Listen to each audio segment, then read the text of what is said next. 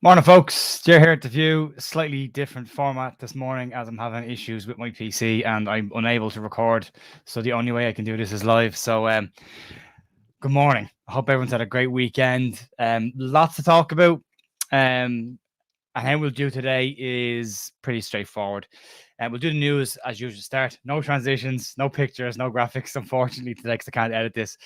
So, basically we're going to start off with the news and talk about the players that are coming in the transfer, and then the second half of this, a short review about yesterday's game and a quick chat about what we saw first and second half. And we'll just start off with the news. And just one of the two stories that broke over the weekend was obviously Rutter. Talk about him coming in, and also Leeds had made a bid for Azzedine Ounahi. Now, according to Foot Mercato, the bid is anything between £17 million and £22 million. 22-year-old who plays for Angers, had a very good World Cup with Morocco, and according to Foot Mercato, Leeds had made a bid for him. However, according to L'Equipe in France this morning, the player himself is said he is not interested in a move to Leeds and the deal is cancelled. He is not interested in discussing the move. Leeds are not a team he wants to play for. So as it stands right now, coming out from L'Equipe, pretty credible publication, it looks like Ounahi will not be a player that will be coming to Leeds. Now, whether Leeds look now to bring in another midfielder or whether this was just Radrizzani chasing a player that he really likes is yet to be seen. I still think a lot of people still think Leeds will need another midfielder with Click leaving. On the basis of yesterday and our young guns playing midfield, we still need some experience in there to help us in the Premier League. So it's going to be interesting. But the exact words from the player in L'Equipe were the player did not prefer a move to Leeds. So that one looks like it's dead and done, dust in the water. Moving on, just some breaking news between the stuff. Not breaking news, but a break in the news between stories. Leeds ladies beat Stoke City 3-1 in the Women's FA Cup yesterday to advance to the next round. They have a glamour tie against Arsenal now. Fingers crossed they'll be played in the Emirates and give them a chance to get in front of a big crowd. Great for the women's team. They've had a fantastic season. I keep saying it. They've a great season. The highlights from that game are available on leedsunited.com as well. If you want to go over and check them out, you can. I keep saying it. It's worth watching. That team is getting better and better. And you should check them out. Moving on, then let's talk about Joe Gelhardt. We'll all talk about Georginio Rutter coming in. What's to be left of the young guns in Leeds in the pathway? I've been saying that on Twitter over the weekend, going, this lad's coming in. Looks like if he's coming in, but what about what the board have said about the pathway for the young players? I'm not complaining about the player coming in. What I'm saying is that the club have said that they didn't want to bring players in who would block the pathway of the likes of Joffe or Mateo Joseph or Perkins or Greenwood or whoever else it is. So the question was, if there's Leeds are bringing in a striker, what happens to the young players? Well, it appears now, and according to Football Insider, Leeds have given the green light for Joe Gelhardt to go on loan to the Championship for the remainder of the season. But this statement, for the headline, I should say, from Football Insider says that he's not part of Jesse Marsh's plans for the second half of the season. I think he's struggling for form right now and he needs games. He's in that weird Charlie Creswell bracket where he's sitting on the bench. He's not playing on 21 games. He's not playing for enough first team games. He's not sharp enough because he's not playing enough minutes in competitive football. So this could be good for Joffe. This will give him a chance to go down, score a lot of goals, show people what he's capable of, develop even more. He's still only 20 years of age. He's got plenty of time in the locker before we need to be thinking about him. Strikers are usually 28, 29 before they hit their peak. So he has plenty of time. And this just gives him a chance to get consistent minutes. And I'm all for this. I think it's a good move for Joffe. It's a good move for us. Get him out on loan. Let him get some minutes. Let him develop a bit better. And then get the confidence up and bring him back in the end of the season. Same with Charlie Creswell. So that's the interesting moment there. Moving on then, I suppose, to the main story and the one that everyone's interested in, and that's the Georginio Rutter deal, the 20-year-old attacker from Hoffenheim. Over the weekend, Fabrizio Romano broke this. It claims a deal anywhere between €30 million and €37 million, which could rise to upwards of €40 million with add-ons. It's a huge deal. It would be Leeds' record signing if they were to do this. According to multiple sources, personal terms have been agreed for the player. Player is very keen on the move to Leeds and wants to come. He's seen as a player with huge potential. He's only scored 2 goals in 15 appearances this season, but if you look at his YouTube clips, which are never a measure of how good a player is, go back to Sacco for that one for Leeds. He does seem to have a bit of a left or right foot banger in his locker from distance. He's described as a very creative player. If you look at his stats versus other Leeds players, And you look in terms of his dribbling quality, he is described as a player who likes to dribble. He averages 10 dribbles per 90 minutes. You put that against Leeds' best dribbler at the moment, which is William Gnonto, who averages 6 per game. And then Rodrigo, who averages in and around 2 or just below 2 dribbles per game. In terms of linking up play, he's described as a creative force. He looks to be between 8 and 9 plays that are creative or in the last third of the pitch in 90 minutes as well. So he's a player who creates an awful lot as well as scores. He's not a massive goal scorer right now, but that changes. I did ask Joe Donoghue yesterday on Twitter. I did ask him, are we getting a number 9 here who can play wide? Or are we getting a wide player who can play as a 9? And what Joe has said is very much a number 9 who can play wide. And it'll be interesting to see what Leeds do with this. I still think this is a massive deal. Huge deal. The player is described as being a chaotic player, an unpredictable player, and that maybe fits into Jesse Marsch's style from an attacking perspective. And again, we have to wait and see. This deal seems to be moving rapidly and rather quickly. Leeds seem to be in a rush to get this done and not fall down the holes they fell in the summer with the Kettler and with Hackpo. So I don't know. Look, I'm not against this player coming in. I think it's probably a really good deal for Leeds to get this player. He's going to have a huge sell-on value. For me, it's a massive amount of money on potential when Leeds probably need a striker now. We probably need a backup number 9 or an out-and-out first choice number 9 right now.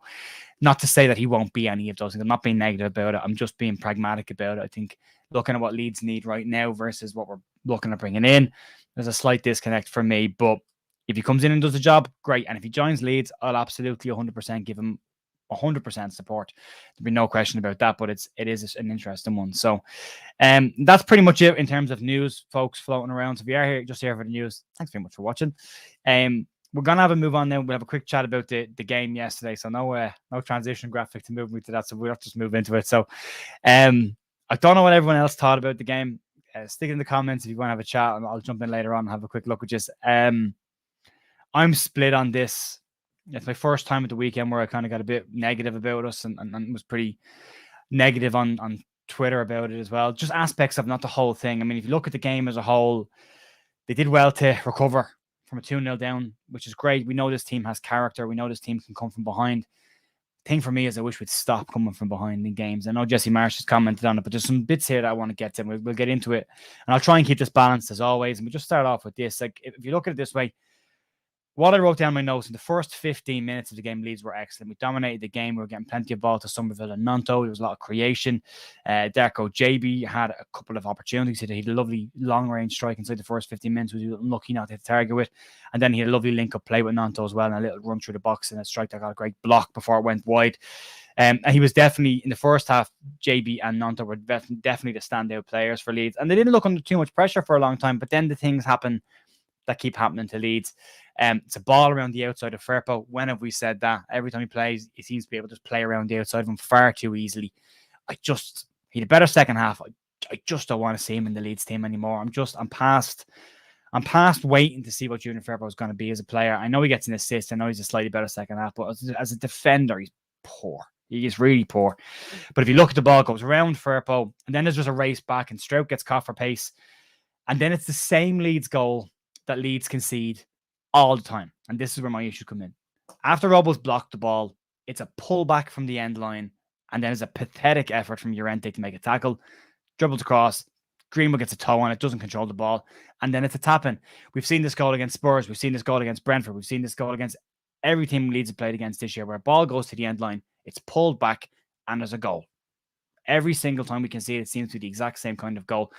And what's annoying me about this, and where I got vocal on Twitter at the weekend about this, or yesterday about this, is Jesse has said during the off-season that Leeds are working on the defensive shape. They're working on the fact that we've conceded too many goals. Angus Kinnear said in his programme notes that we're leaking too many goals. We've conceded, 3 against Man City, 2 against West Ham, and 2 again. What's that? 3, 4, 5, 6, 7 goals in 4 games since we've come back. That doesn't show any progression in a defensive style. I've defended Jesse, and I will defend him to a degree going forward. I think we're a really good team. We scored more goals than we scored under Bielsa at this stage last season, so there's a comparison there. I think we're doing okay going forward, but defensively, I think we're an absolute catastrophe at times, and we make our own problems. That goal is completely unavoidable. What's annoying me about it is we don't seem to be learning from it. If it's a consistent thing, if it keeps happening, they're doing video sessions. The video analytic guys in Leeds will be pulling these goals out. why this isn't being addressed and worked on, because it doesn't appear to me that it is being worked on. And it is my number one factor that's driving me nuts about this, is that every time I see someone go past us on the outside and get to the end line, you're looking at the edge of the box if there's any Leeds players marking, and usually there's not. So that's the big one for me. That's my little rant. I haven't done it all year, and I've been trying to be really positive about this, and I've been balanced on this. I don't think anyone can say I haven't been calm and balanced on this. I have been. But it's sloppy by Leeds, it's repetitive by Leeds, and we're not learning from the same mistake. It is the definition of insanity. We're doing the same thing over and over again, hoping for different results. It's not changing, and it needs to. You go past that then into the second goal, and it's a poor goal in two aspects. As the ball is checked out and clipped in, Brendan Aronson lets, I think his name was Ojo, lets him run completely off of his shoulder through the two centre halves. And then again, Diego Llorente's body shape is all wrong. He's not opened out. He's not looking left and right. He can't see the danger coming in beside him. Gets caught under the flight of the ball. Leeds back four for me in that moment are too flat as well. It's too easy. They're dead straight. There's nobody dropping off a little bit.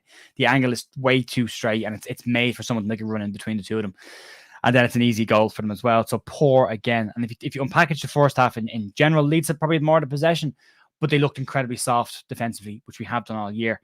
Darko, JB, Will, and Gnonto were probably the standout for me in the first half. Gnonto's just continues to be the bravest player on the park. When he gets the ball, he wants to run with it. He wants to move with it. He wants to get other players involved in it. Somerville looked okay. He's starting to look a little bit fresher now after getting a couple of minutes on his belt against West Ham. We need him sharp.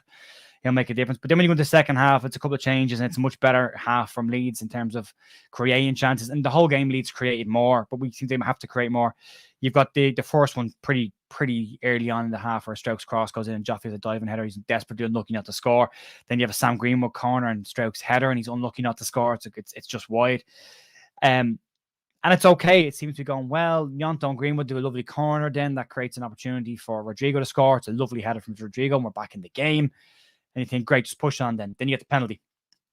Obviously, a nailed on penalty. Fair post shot, handball. The defender channeling his inner Luis Suarez to get the goal. And then it's a poor penalty from Rodrigo, it has to be said. You see it scoring goals for Leeds, but it's a pretty poor penalty. And then when you get into the one that does come in a chance, Rodrigo has a shot, it's cleared, Firpo gets his little flick in, and then Sonny Perkins with a lovely toe poke to get us in. And in between all of that, Mateo Joseph misses a fantastic opportunity to get his first senior goal for Leeds and smashes the ball wide from close range. And it's a funny one. It's when you look at it and you go back in it and you look at the whole thing as a package, it's a game where Leeds have dominated again, but again, it's mistakes and it's individual errors and it's a flat back four and it's defensive issues that have cost Leeds. Again, Max Vober, when he came on, looked better, but he seemed to be playing in the 6 role. So we've signed a left back who can play centre half, who ends up playing in midfield again. We're back to square pegs and round holes. What confused me about this game is you brought in a defender, a left-sided defender. We need a left-sided defender, whether it's centre half or left back. We need it. You bring him in. You've got a chance to play him in the cup match, to get him minutes under the belt, to get him into the team quickly. You stick him on the bench. I don't get it. I don't understand why we've done that. All for the sake of giving Junior Firpo some minutes and Diego Llorente some minutes. 2 players who don't deserve any minutes at Leeds anymore, as far as I'm concerned. Llorente's a poor defender and Firpo's a poor defender as well. I always praise Firpo going forward. I think he's got a good delivery on him and can attack quite well. But there's not enough quality in the areas there. Not enough quality at the back. There's not enough quality for creating goal scoring chances or taking them, and we need them. And we're not going to buy a number 9. If Rutter is the number 9 coming in, I don't see him playing as an out-and-out number 9 with Leeds. But then you've got Sinistera, Gnonto, Somerville playing on the wide of the 3, and Aronson. Does he fit in there? Where does he go in? Is it a lot of money for somebody who's going to spend some time on the bench? Probably. And then the back line needs an overhaul for me. It needs a huge overhaul at this stage. Even Robin Koch, I know he was involved yesterday, but for me, I think we need an overhaul on the back line. So it's really issues there, and they keep happening.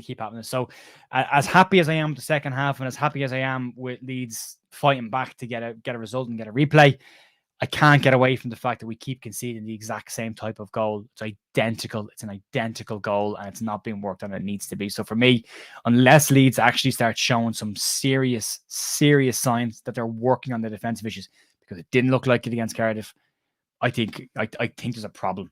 I think there's a problem there. And as I said, I've backed Jesse. I have supported Jesse, and I am still to a degree, but that has to improve. And I would love for one of the reporters, any of the reporters that are in the press conferences, to just ask Jesse out straight. We seem to keep conceding the exact same kind of goal from a pullback from the end line. Are we working on this in training? Is there a plan to address this? Because it seems to be the biggest Achilles heel that Leeds have in the back line. So I'd like to know that. I'd like to see that. But I'm sure he probably won't. But I don't know what you guys thought of the game. I've seen mixed. I'm not trying to be negative or down about it. I know we did get a result and it's a cup match. It probably doesn't matter. But all the comments around a positive cup run and let's have a cup run and then we get that. It's just a bit disappointing. So for me, I expected more from yesterday. I expected more. I expect to see more improvement from the back line, and conceding 7 goals in 4 games since the restart isn't the sign that we've actually improved things at the back. You know, we've had to outscore teams to win them, which can make for exciting games. And for a neutral supporter, I'm sure it's great to watch. From a Leeds fan's perspective, how about a 1-0 win? How about a 2-0 win? How about we just get a comfortable win and not concede any goals and let's shore up our defense and get that sorted? I said it before and I'll say it again. If you look at Newcastle's resurgence under Eddie Howe from last year, yes, they've had plenty of money, but they haven't spent huge money on huge players. They spent good money on decent players, and they started at the back line. They made themselves hard to beat. They have the best defensive record in the Premier League now 12 months later, and look where they are in the league, third in the table. So it does work. You strengthen at the back, you sort your defense out, you bring players in, you can a good one-on-one, because our defenders are not that good one-on-one. You bring them in, that's your foundation, and then you build your attacking. Right now, Leeds are building an attacking formation and trying to shore up the back as they catch up with it, and it's not working. So for me, just changes needed there. I would like to see it. I don't want to get too negative, but we've got another game coming up pretty soon as well. I'd like to see changes there. For me, I would have Wolver in from the start in the next game, whether we centre half or left back. I thought Pascal Stroke was better when we went back out left back in second half yesterday for a bit than he was in centre half. But again, he's going to need a run of games as centre back to get back used to playing in that position because he hasn't played all season. So causing our own problems. We're causing our own problems. But anyway, let me know what you think of the transfer stuff. Rotherham deal might get done today or tomorrow. I would imagine it'll get done pretty quickly. Let me know your thoughts on this. Is it a one for now? Is it a one for later? What do you still think we need somebody with Azadine Ounahi saying doesn't want to come to Leeds? Do Leeds now look at another midfielder? You know, what are your thoughts on Joffe going out on loan? Personally, I think it's a positive. And then what are your thoughts on the game? Balance the view. Gives a first and a second half opinion what you think of it. But work to be done. Clearly some work to be done. So, and that's it, folks. Bit of a long one today. And again, sorry about the format, but I have no choice, unfortunately, when things aren't working. So I will see you tomorrow morning, hopefully for my normal style video. And if you want to catch up on the old content, we had a transfer talk episode last week with Joe from the Just Joe show and Ollie Ward from his channel, talking about the Leeds channels, Leeds transfer news. And then last week we also had a transfer talk with the American Leeds podcast as well with Michael and Alex as well. If you want to check that out, they're available on the channel. And I will see you back here tomorrow for more Leeds news. Hope you have a great weekend, folks. Enjoy yourselves. And yeah, I'll see you soon. Bye.